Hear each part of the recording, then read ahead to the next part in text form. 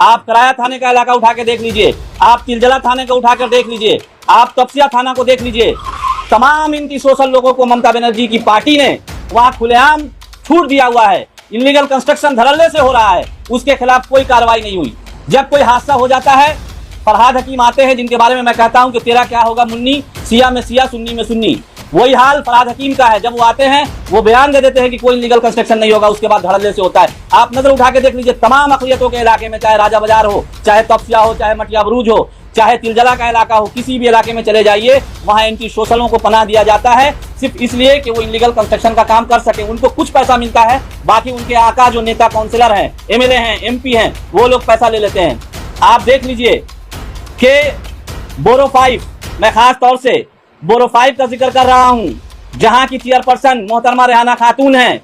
मैंने बहुत सारा कंप्लेन किया है वहां पे, लेकिन वहां कोई सुनवाई नहीं होता है। रिकंस्ट्रक्शन का प्लान लिया जाता है और फिर उसमें G+6 मारा जाता है। बिल्डिंग टेढ़ी हो गई है। भवानी दत्तो लाइन जाकर देख लीजिए। मैंने एग्जीक्यूटिव इंजीनियर को बार बार कहा, मैंने बहु बाजार थाना को बार बार कहा, मैंने जोड़ा साकू थाना को बार बार कहा है, लेकिन कोई कार्रवाई नहीं होती है। थाना बोलता है 401 नहीं हुआ। जब एग्जीक्यूटिव इंजीनियर से बात किया जाता है, हमारे पास ऑन रिकॉर्ड है, बोलता है दादा मैं की करबो, आपकी तो सब किछु जाने।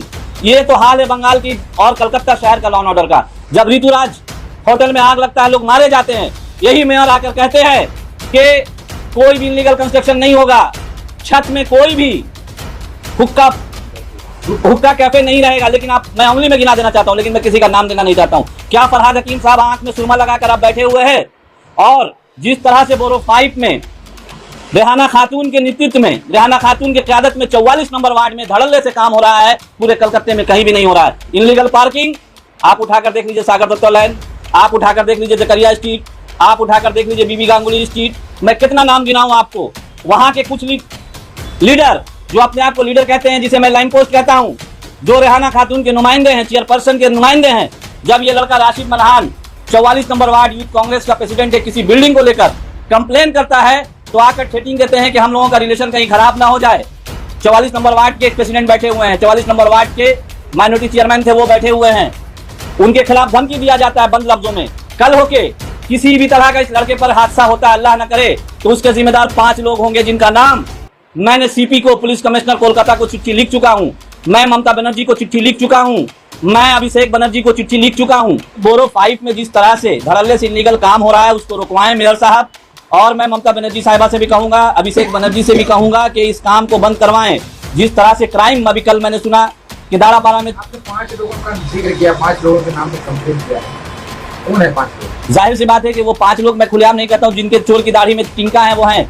मैंने कहा कि चेयरपर्सन और 44 नंबर वार्ड काउंसिलर के नुमाइंदे हैं, जिन्होंने कहा है वो समझ जाएंगे।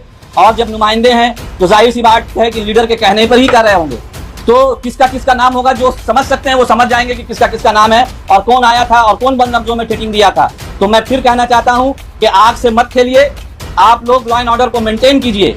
और जिस तरह से इलेक्शन आ रहा है, जानबूझ के एक एक काउंसिलर नहीं बल्कि गुंडा बनकर बैठा हुआ, चाहे 39 का जसीमुद्दीन हो, चाहे 42 का महेश शर्मा हो, चाहे 44 नंबर वार्ड की काउंसिलर रेहाना खातून के साथ रहने वाले लोग हों, वो सारे लोग आज लोगों को परेशान कर रहे हैं, अपोजिशन पार्टी के वर्करों को थ्रेटिंग देते हैं। क्या ये अंधी नगरी चौपट राज है क्या?